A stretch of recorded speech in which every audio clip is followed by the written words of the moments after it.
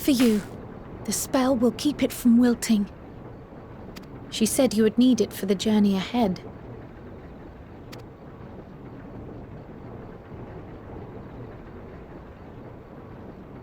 Will you speak with her now? I cannot hope to match Minfilia's clarity, of course, but...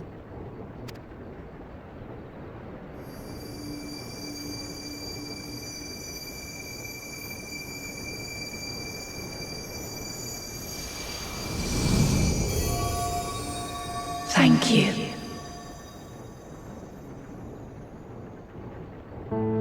Do not worry. She has lent me her body for only a moment. Just as I could not save the first from the flood of light, it has become arduous for me to interact with the physical world without assistance. Though I might converse with you for a time, the incorporeal form I assumed on the ship would be incapable of casting even the simplest enchantment. It is in the depths of the ethereal sea, the place to which all life returns, where my influence is greatest. After Minfilia's sacrifice on the first, it was to the sea, here in the source, where I ferried her soul. I wished that gentle spirit to find rest in the world she loved so well. Her, and another who may yet have a part to play, though that will depend on you. Take the flower, walk free, for you are free, to go where you wish, to believe what you will. That bloom will be your guide, test and proof of your conviction. In darkness, seek joy. Surrender not to sadness, and see beyond despair. Walk free, and bear the light for others to follow. Together, raise it aloft and let it shine, till the end, blinding and radiant.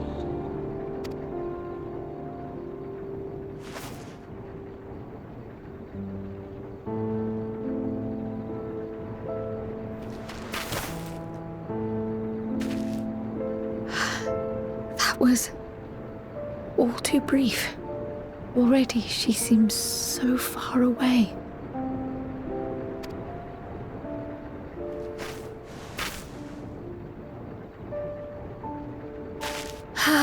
My apologies if I startled you. Ever since we began our descent into Labyrinthos, I had sensed another's will, straining to reach out. Even with my particular talents, though, I was unable to make a connection at first, so weak and tenuous it was. Once I took hold of that wispy thread, imagine my surprise to discover it was Heidelin herself. Needless to say, it seemed wise to learn what we could before letting go.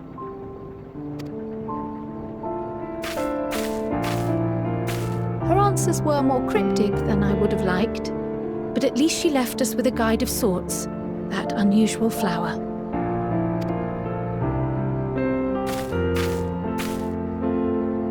Yes, we are definitely making progress. You can't be serious! We've done nothing wrong!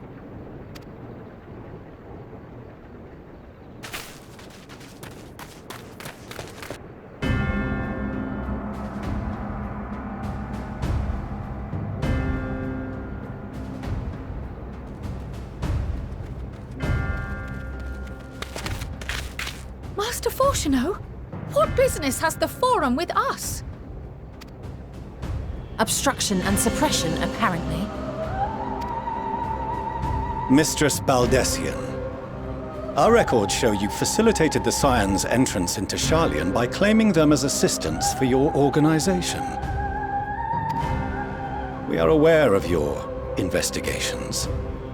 After alerting the major institutions to the presence of potential troublemakers, we received word from an Archean custodian. A group operating under the auspices of the students, skulking about Labyrinthos and engaging in clandestine behavior. Clandestine? We may not have entered Garlean as scions, but we did naught to conceal our identities. Our only purpose in this city is to seek the truth. I can think of no reason why our actions should warrant the Forum's intervention. 'Tis not our way to discourage the pursuit of knowledge, but the timing of such pursuits must be considered, not to mention their potential impact. With the world in chaos, we, the true caretakers of wisdom, have committed ourselves to an undertaking that demands the utmost discretion. And we will not risk its success by turning a blind eye to disruptive foreign elements in our midst. What then is to be our fate? Will you put us on a ship back to Eorzea? The Forum will convene to examine your case. The results of said inquiry will determine your future in this city. As for your absent companion, he has already been detained. Grah! But why? Is reading a crime now, too? Reading is encouraged, celebrated even. Not, however, of the volumes shelved in the restricted section of the library.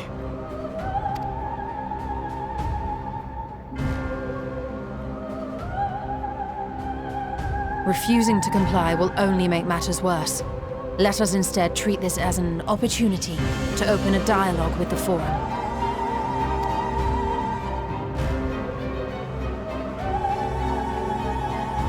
Silence is often one's best defense. I would advise against prolonging the proceedings with frivolous discourse.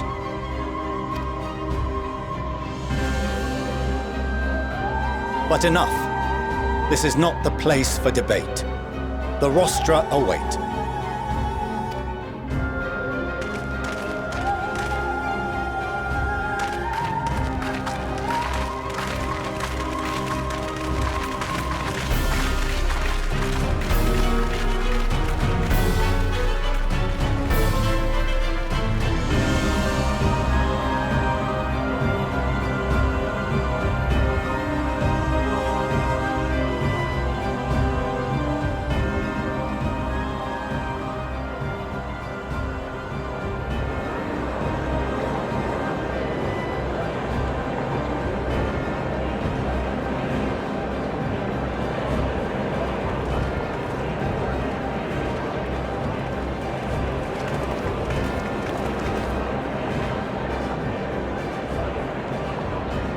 Forgive me.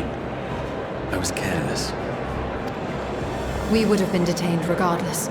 This way, at least, we managed to stay together. I trust your time within the Forbidden Archives was well spent.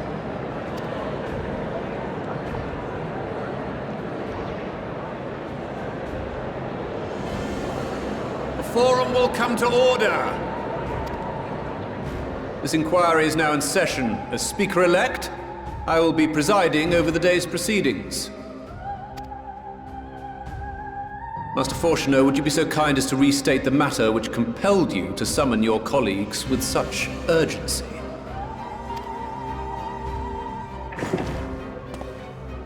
As you are all aware, we recently denied Eorzea's request for Garlean assistance. Since then, certain individuals dissatisfied with our decision have taken it upon themselves to interfere with our work. They entered our nation masquerading as associates of the students of Baldessian. But these malcontents are better known as the Scions of the Seventh Dawn. These militants wield influence with both the Eorzean and Eastern alliances, and are inextricably involved with the crises presently afflicting the world at large. Loose in our city, these warmongers sought to meddle with and expose matters of state secret. What are they, if not a dire threat to be expelled?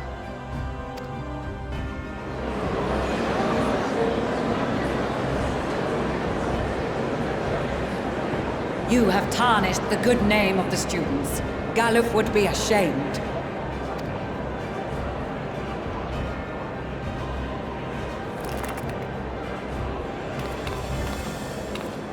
Galuf Baldessian was never one to forsake his fellow man.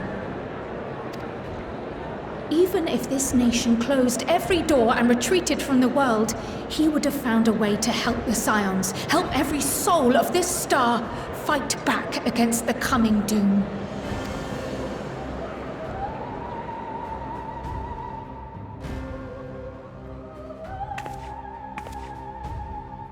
A terrible enemy stands poised to lay waste to all we hold dear. In the face of such madness, Eorzea reached out to Sharlayan, a respected ally, in the hopes of forming a united front. Was your curt dismissal truly the best you could offer? Or are you so preoccupied with your momentous duty of an age long past that even the end of the world is unworthy of your attention?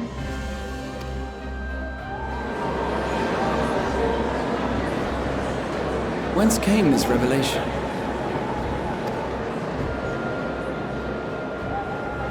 From the mouth of a forum member within fortuitous earshot. Then it seems your findings support my own.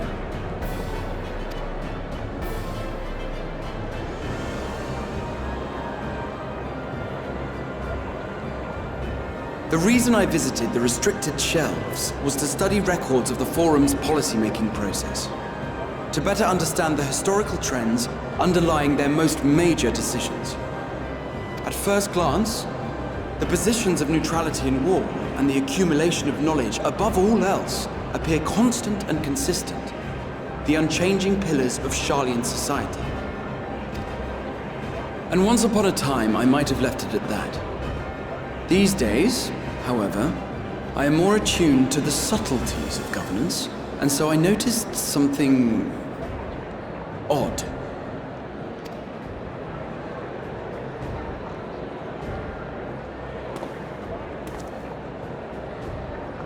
From a particular point in time, the purpose of these policies shifted. No longer was knowledge preserved for the benefit of society. Rather, society was to be gradually reshaped to ensure the preservation of knowledge.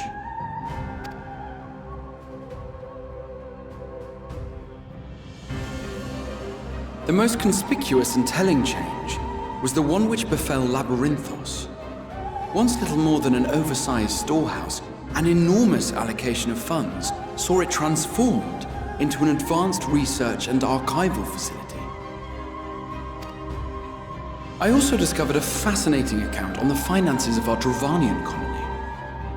The settlement attracted students from far and wide, and the connections and tuition fees thus acquired were funneled into further improvements for the archives. Now, there is no question that our nation's progress is tied to the acquisition of wisdom. Nevertheless, the vast resources diverted for this purpose borders on the obscene. But returning to the matter of when, our change in course appears to have been made some 270 years ago.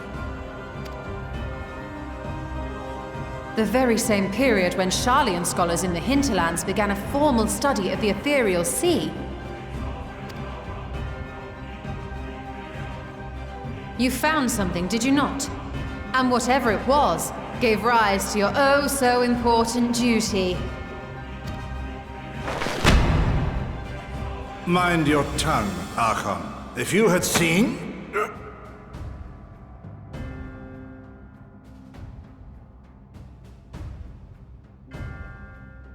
Yes, we are bound by a duty we cannot ignore. Knowing this, what would you have us do? Abandon our vital work and join you on the field of battle? We will never choose the way of the sword. We will fulfill our mission not through strife and bloodshed, but survival. Come what may, we shall live on. We must. Do as you must, then.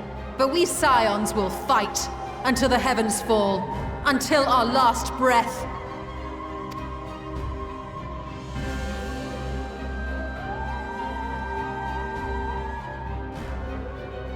Such misguided zeal.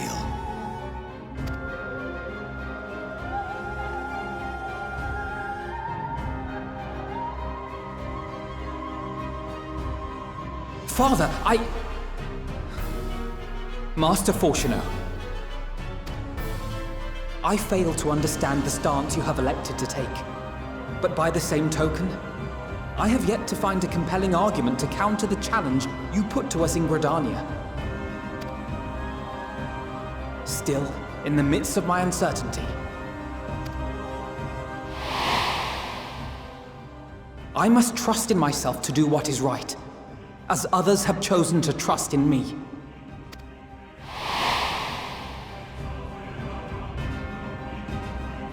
So I will continue, as I always have, weighing the consequences of my every action, and allowing my hope for the future to inform my decisions. That's quite enough.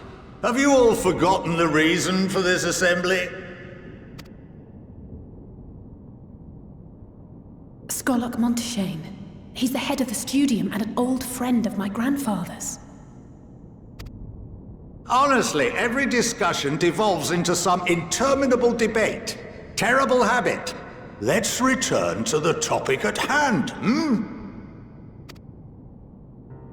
By their own admission, these Scions have resolved to fight alongside the Eorzea nations against the doom which swift approaches. But there exists no evidence of an attempt to incite our citizens to do the same. Furthermore, while our decision may well have been the correct one, we cannot simply bull our way through these disagreements without inviting doubts or objections. Put yourselves in their place. Who among you would leave a tome unopened if an elder forbid you read it with no reason given? Now, if we're to quell further discontent, then we must conclude this matter with a fair and even hand.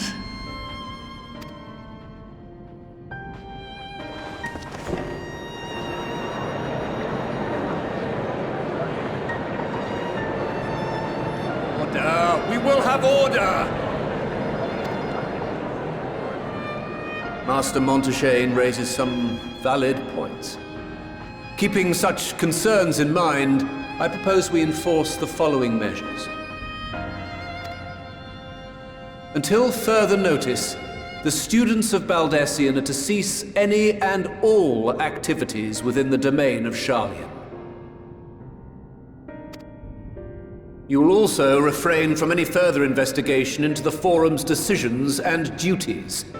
Failure to comply with these restrictions will result in the immediate expulsion of your Scion associates.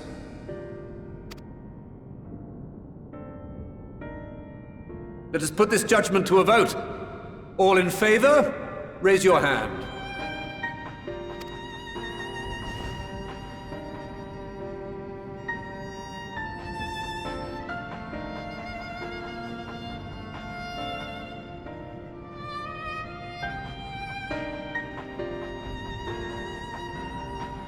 I count 51 for and 48 against. The proposal is passed. Students, Scions, you have heard the Forum's judgment. Pray abide by it, or face the consequences.